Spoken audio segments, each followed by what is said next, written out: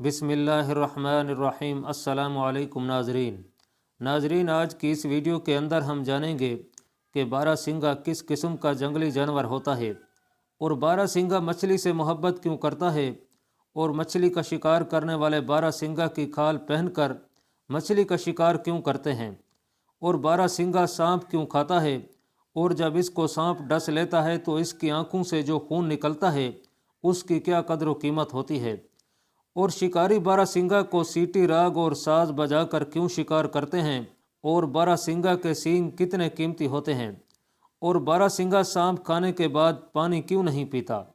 नाजरीन, इन तमाम बातों को हम आज की इस वीडियो के अंदर जानेंगे। मुअज़्ज़ज़ ख़वातीन व हज़रात, अल्लाह तबारक व तआला की तख्लीक करदा हर चीज़ कोई न कोई खसूसियत ज़रूर रखती है और अल्लाह तबारक व तआला की तख्लीक करदा हर चीज़ में इंसान के लिए बेशुमार फ़ायदे हैं, अगरचे इंसान को इसका इल्म नहीं होता।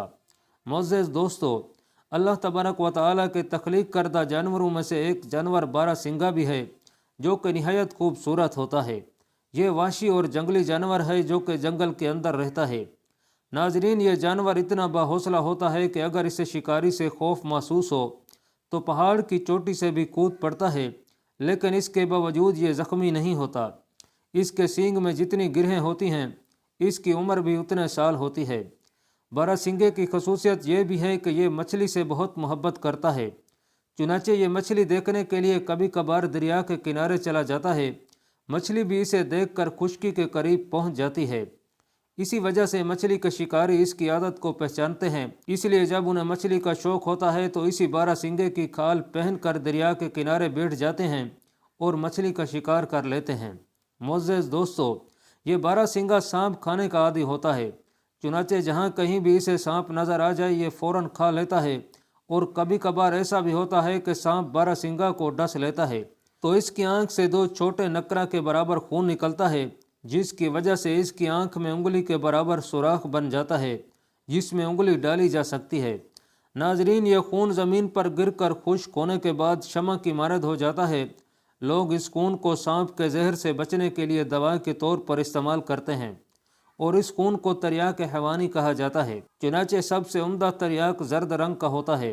मुअज़्ज़ज़ दोस्तों, इस किस्म के बारहसिंगे अक्सर हिंदुस्तान, सिंध और फारस वगैरह के इलाकों में पाए जाते हैं। जब इस खास किस्म के बने हुए तिरियाक को सांप या बिच्छू के डसने की जगह पर लगाया जाए तो बेहद फ़ायदेमंद होता है।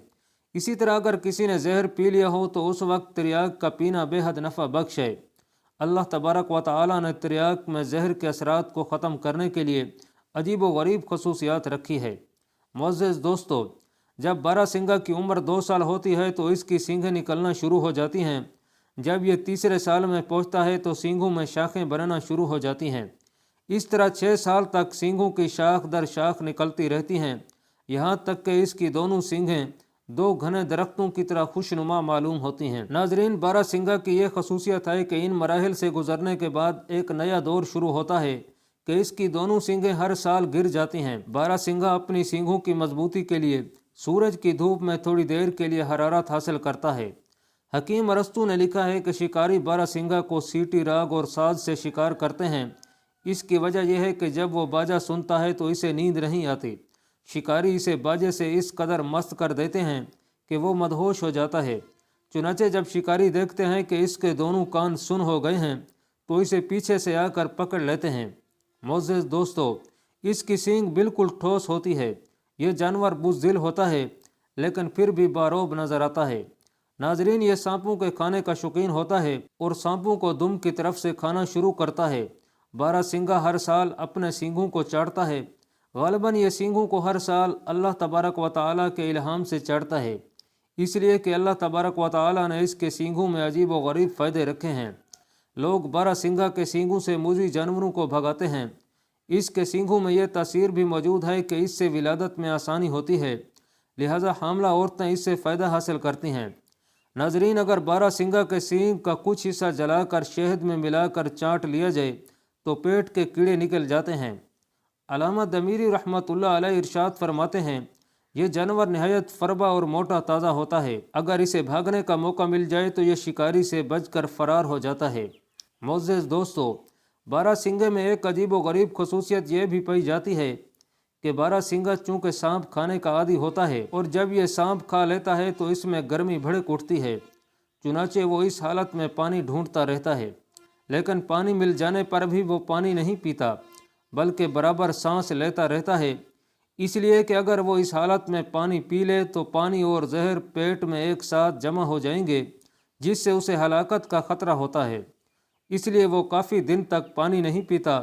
جب زہر کے اثرات ختم ہو جاتے ہیں تو اس وقت پانی پیتا ہے، جس سے اسے کوئی نقصان نہیں ہوتا۔